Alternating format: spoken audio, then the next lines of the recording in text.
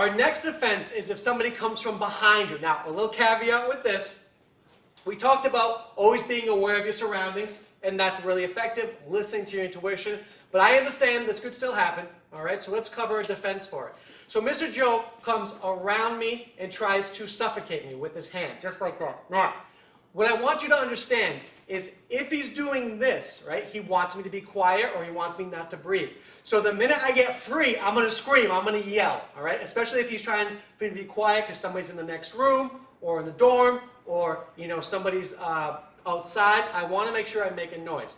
The other caveat is, you know, if he has some drugs on the cloth or anything like that, I want to make sure I get that off me as soon as possible. So we're going to be addressing this like a choke, where I want to address that first. So Mr. Joe comes over and he tries to suffocate me just by coming in. So my little snakes are going to come up on top. Now, as he comes up here, I'm going to start to pull them down so I can at least breathe, whether it's with my nose or whether it's with my mouth.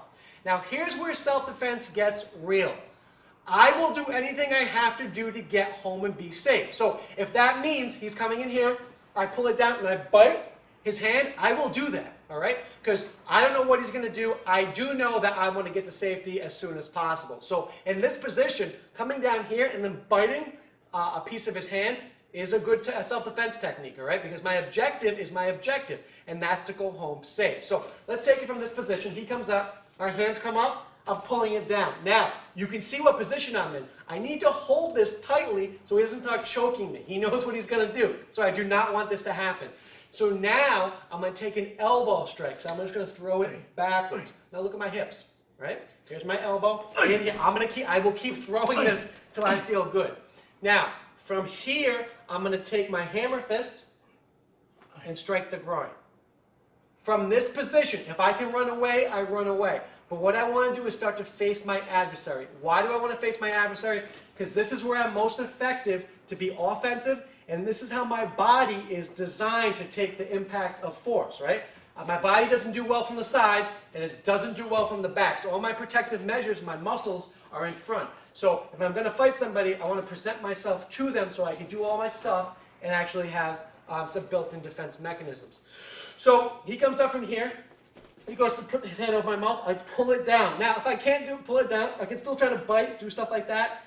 If I can't get it, just keep one hand there and still start going in here. Bang, look, I can come up to the face here. I can even come down to the groin. He doesn't like that. Then when I face him, I'm going to swim. There's my open palm to the face. Now let's look where we are. Front ball kick, front kick, knee. See the options? We're just putting it together. I'm just giving you the guidelines. So he comes again, pull down, bite. Now here's where this comes into play. I'm going to scream. I'm going to be like, help! Come over here, right? I could scream. I could do whatever I want. I'm doing this. As I'm screaming, get away from me. Stop it. Boom. There's my knee. And screaming in any altercation will be a great self-defense technique because people are curious. They're going to come see. So if they see somebody attacking you, or if a police officer is walking down the street, yeah, that might be the difference right there. Maybe they could help you right away, but if you never made a noise, he wouldn't know, all right? So now after I'm in here, I'm going to throw my knees, and again, you got it. I'm going to push him to the ground. If I can, stomp the ankle, but if he goes that way, I'm just going to run to safety. So remember, the hands over mouth, treat it like a choke.